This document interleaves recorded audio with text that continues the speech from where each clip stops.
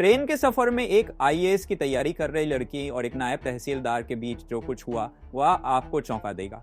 कैसे सीट को लेकर हुई लड़ाई धीरे धीरे हंसी, दोस्ती और फिर प्यार में बदल गई, और कैसे सूरज ने अपनी समझदारी और दरियादिली से अंजू का दिल जीत लिया। ये कहानी सिर्फ एक सफर की नहीं बल्कि विश्वास, मदद और प्यार की है। पूरी कहानी जानने के लिए वीडियो को आखिर तक देखें और इस दिल छू लेने वाली यात्रा का हिस्सा बने। दोस्तों, एक बहुत ही खूबसूरत लड़की जो दिल्ली में पढ़ाई कर रही थी कुछ दिनों के लिए अपने घर आती है। नई दिल्ली रेलवे स्टेशन पर आती है, ट्रेन में अपनी सीट पर जाकर लेट जाती है। कुछ देर के बाद एक और लड़का आता है जो उसी सीट पर बैठने की कोशिश करता है। जैसे ही वह बैठता है वह लड़की उसे मना करती है, लेकिन वह मानता नहीं। दोनों के बीच लड़ाई हो जाती है, भैंसबाजी हो जाती है। जो आसपास के लोग होते हैं वह भी उस लड़के को भला बुरा बोलते हैं, लेकिन लड़के की भी जिद थी कि मैं बैठूंगा तो यहीं पर बैठूंगा। दोस्तों, लड़की हार मान जाती है। अंत में जो लड़का है वो उसी के साथ उसी सीट पर बैठ जाता है। लेकिन जैसे जैसे रात होती है दोनों की परेशानी बढ़ जाती है। दोनों को एक सीट पर ही अपनी रात गुजारनी पड़ती है।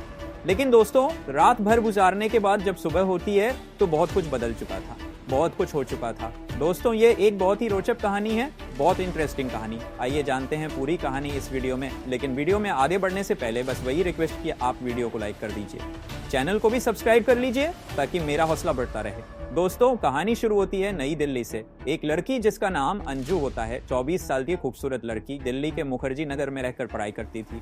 वह कुछ दिनों के लिए अपने घर बिहार, जो उसका घर है, आ रही थी। वैशाली एक्सप्रेस में 15 नंबर सीट पर बैठती है। थर्ड एसी का डब्बा होता है। जब वह जाती है अपनी सीट पर बैठ जाती है आराम से। जब ट्रेन चल पड़ती है तो उसके बाद एक बुक निकाल कर पढ़ने लगती है।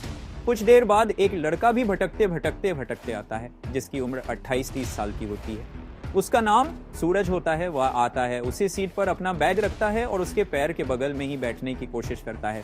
जैसे ही वह बैठता है अंजू उसको मना करती है, कहती है ये मेरी सीट है, इस पर कहाँ बैठ रहे हो। सूरज कहता है क्यों, मैंने भी टिकट लिया है, मेरा भी जाने का अधिकार है, मैं भी जाऊंगा। वो कहती है नहीं, इस पर कैसे जा सकते हो, और इस पर मैं नहीं जाने दूंगी, नहीं बैठने दूंगी।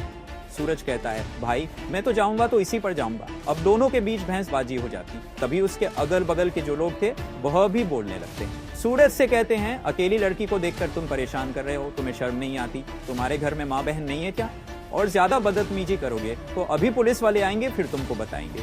वह कहता है भाई जब कोई आएगा तो देखा जाएगा, तुम लोगों को क्यों परेशानी हो रही है, ज्यादा परेशानी हो रही है तो थोड़ी सी जगह दे दो, वहीं पर मैं बैठ जाऊं। तो वह लोग बोलने लगे नहीं बैठने देंगे। वह कहता है नहीं बैठने दोगे तो जहां हो वहीं पर चुप रहो, मैं जाऊंगा, कैसे भी करके जाऊंगा। अब दोस्तों, हर कोई चुप हो जाता है, कौन किससे लगे इतना। अब दोस्तों, जब वह जीत करके बैठ ही जाता है तो अंजू भी जो है अब क्या करती, उसको निहारने लगती कि कहीं चोर है, क्या है, सिरफिरा है। उसे जो है निहारती है और धीरे से उसका एक फोटो खींच लेती है मोबाइल में। उसके बाद जो है वो लेट जाती है। जब लेटती है तो सूरज को अपने पैर से धक्का मारती है, ठोकर मारती है। सूरज कहता है मैडम इतना भी गिरा नहीं हूँ, मैं भी एक इंसान हूँ, इस तरीके से जो पैर से धकेल रही हो अच्छी बात नहीं है। तो अंजू कहती है फिर उतर जाओ ना, कौन कह रहा है इस पर बैठने को, मेरी सीट है, मुझे आराम की जरूरत है, मैं तो ऐसे ही जाऊंगी। तो सूरज कहता है तुम्हारी सीट है इसका मतलब ये थोड़ी है कि तुम मुझे लात मारोगी। वह बोली मेरी मर्जी, मैं तो जैसे मर्जी वैसे ही बैठ के जाऊंगी, वैसे ही लेट के जाऊंगी, और मुझसे ज्यादा बनने की कोशिश मत करना। मैं आईएएस की, यूपीएससी की तैयारी कर रही हूँ, मैं कोई ऐसी वैसी लड़की नहीं हूँ। दोस्तों, सूरज कहता है कि मैं भी कोई ऐसा वैसा नहीं हूँ, मैं भी इंसान हूँ। अब दोस्तों, ट्रेन फुल स्पीड में चल रही थी। 1 घंटे बाद टीटी आता है। उसके बाद आकर अंजू से कहता है हाँ मैडम टिकट दिखाइए। वह अपना टिकट बैग में ढूंढने लगती है, लेकिन दोस्तों उसका टिकट उसके पास था ही नहीं। टीटी बोलता है मैडम जल्दी करो। वो बोलती है सर लगता है मैं अपना टिकट भूल आई हूँ। उसे याद आता है कि जिस पर्स में उसका टिकट था, पासबुक था, आधार था, वो सब तो कमरे पर ही छोड़ आई है। वह कहती है सर मैं भूल गई, लेकिन मेरा नाम अंजू है, 24 साल, देखिए आपके चार्ट में लिखा होगा और ये सीट मेरी ही है। टीटी कहता है ऐसे नहीं चलेगा मैडम, आप टिकट दिखाइए वरना दूसरा टिकट बनवाइए। अब अंजू परेशान हो जाती है और कहती है सर मेरी ये सीट है, मैं दूसरा टिकट क्यों बनवाऊंगी। टीटी कहता है अगर नहीं कर सकती हैं तो आप इस सीट से उतर जाइए। वो कहती है मेरे पास पैसे नहीं है। टीटी कहता है नहीं है तो अगले स्टेशन पर उतर जाइए। अब दोस्तों, सूरज ये सब देख रहा था, उससे रहा नहीं जाता और वह कहता है सर जब इन्हीं की यह सीट है और आपके चार्ट में नाम लिखा है तो अब क्यों नहीं मानते, किसी का विश्वास करना चाहिए। अब दोस्तों, जब टीटी ये सुनता है तो भड़क जाता है और बोलता है ज्यादा ज्ञान मत दो और ज्यादा हीरो बनने की कोशिश मत करो, तुम्हारी टिकट कहाँ है। सूरज कहता है मेरा कंफर्म नहीं है, मेरे वेटिंग टिकट है, मेरे पास टिकट है। टीटी कहता है तो फिर किस हैसियत से तुम इस सीट पर बैठे हो। अब दोस्तों सूरज भी भड़क जाता है। वह कहता है जिस हैसियत से रेलवे ने टिकट काटा है उसी हैसियत से मैं यहाँ बैठा हूँ।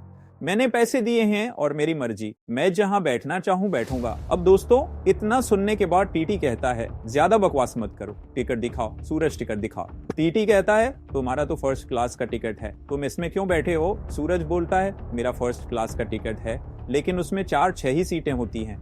अब उसमें मैं वेटिंग लेकर कहाँ बैठूंगा? इसमें सैकड़ों सीटें होती हैं, तो कहीं भी बैठ सकता हूँ। दोस्तों उसके बाद टीटी टिकट चेक कर देता है और फिर अंजू से कहता है लाइए आपका टिकट, आपका 1900 बन रहा है, टिकट बनवाइए। अब वह रोने लगती है और कहती है सर मेरा विश्वास कीजिए, मेरे पास पैसे नहीं हैं, मेरे पास सिर्फ 50 रुपए हैं जो स्टेशन तक के किराए के लिए हैं।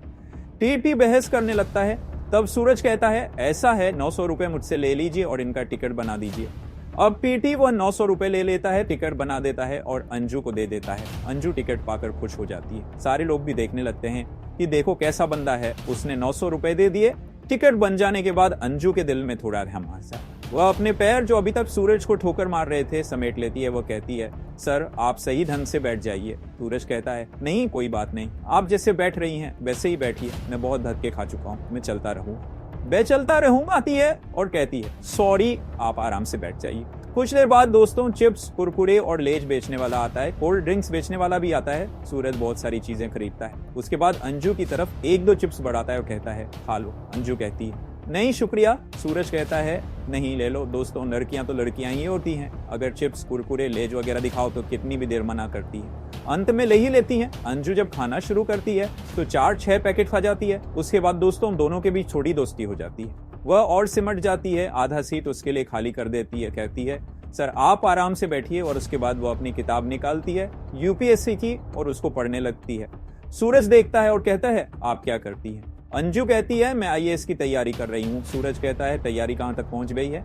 वो बोली 3 साल से कर रही हूँ, 2 बार मैंने प्री का एग्जाम दिया, प्री मेरा निकला भी, लेकिन मेंस तक नहीं निकल पाता। तो उससे रिलेटेड सूरज उससे सवाल करने लगता है, कुछ बताती है, कुछ नहीं बता पाती। फिर वह समझाता है। अब दोस्तों अंजू जो है वह हैरान रह जाती है कि इन्हें यूपीएससी की इतनी जानकारी कैसे है। वह बोलती है सर आप क्या कर रही हैं? आप कोई नौकरी करते हैं? तो सूरज कहता है अभी आप जो कर रही हैं पहले मैं भी वही करता था। फिर अंजू कहती है तो आपने छोड़ क्यों दिया? तो सूरज कहता है मैंने छोड़ा नहीं है, मेरा सिलेक्शन हो गया, मैं पीसीएस ऑफिसर हूं, बिहार में एक नायब तहसीलदार हूं, तो मुझे जरूरत ही नहीं है। अब दोस्तों जैसे ही ये सुना उसका मुंह खुला का खुला रह गया। रात को 11 बज रहे थे। वह अपना कान पकड़ लेती है और कहती है सॉरी सर, मुझे पता नहीं था, मुझे माफ कर दीजिए, मैंने आपके साथ बहुत बुरा बर्ताव किया। फिर अंजू कहती है सर आप पहले क्यों नहीं बताए? पहले बता दिए होते तो। सूरज कहता है पहले बता देता तो तुम्हारे लात का मार कैसे खाता। दोस्तों वो शर्मिंदा हो जाती है, अपना कान पकड़ लेती है और कहती है सॉरी सर, मार कैसे खाता। दोस्तों वो शर्मिंदा हो जाती है, अपना कान पकड़ लेती है और कहती है सॉरी सर। सूरज कहता है कोई बात नहीं, मैं मजाक कर रहा हूँ और कोई दिक्कत नहीं है, इतना तो चलता ही रहता है। अब दोस्तों उसके बाद दोनों में दोस्ती हो जाती है, दोनों काफी बातें करते हैं और उसके बाद जब रात को 12 बज जाते हैं तो दोनों को ही नींद आने लगती है। अंजू कहती है सर आप सो जाइए, पूरा मैं थोड़े से ही जगह में बैठ जाऊंगी।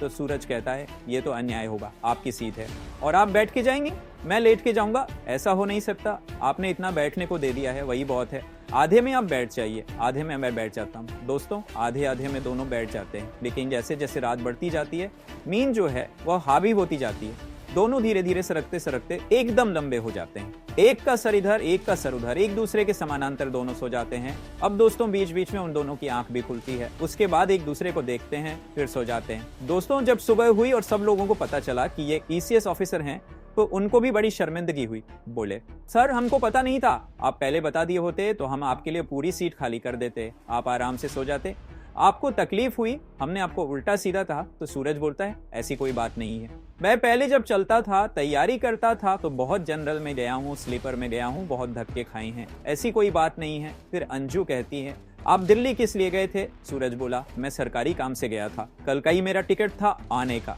लेकिन अब मैं वहां पर चला गया अपने दोस्तों से मिलने, जहां पर मैं पहले मुखर्जी नगर में रहता था। तो जब वहां पर गया तो वह लोग रोक लिए और आज का मेरा आना हुआ और आज का मैंने टिकट निकलवा तो टिकट मेरा कंफर्म हुआ नहीं, इसीलिए अगर मैं कल चलाया होता तो तुम्हारा मार कैसे खाता। अब दोस्तों इतना सुनकर अंजू भी हंस देती है, कहती है सर आप कितनी बार बोलेंगे तो बोला, ये तो मुझे जिंदगी भर याद रहेगा, ये कोई भूलने वाली बात थोड़ी है। फिर दोनों हंसने लगते हैं। उसके बाद दोस्तों समस्तीपुर के दोनों रहने वाले होते हैं, अंजू भी और सूरज भी।